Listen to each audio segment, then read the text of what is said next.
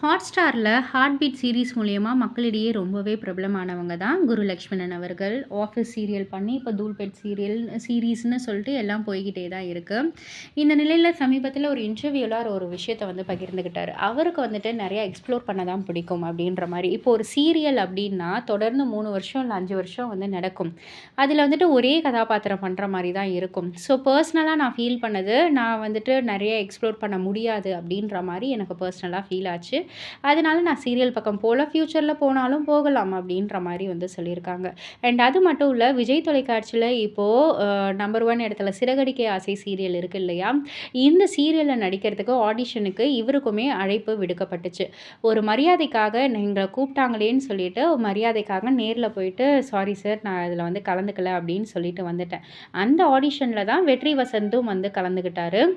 இப்போ அந்த சீரியல் தான் வந்து விஜய் டிவியில் டாப் 1 இருக்குது. டிஆர்பி ரேட்டிங்கில் வந்து டாப் 1 இருக்குது. அண்ட் கிட்டத்தட்ட இப்போது நிறைய வருஷங்கள் வந்து ஓடிடுச்சு. 4 இயர்ஸ்க்கு மேலே இப்போ அந்த சீரியல் வந்து போய்கிட்டு இருக்கு. ஸோ நல்ல ஒரு இதுதான், நல்ல ஒரு வாய்ப்பு தான் நம்ம வெற்றி வசந்துக்கு அப்படின்ற மாதிரியும் சொல்லியிருந்தாங்க.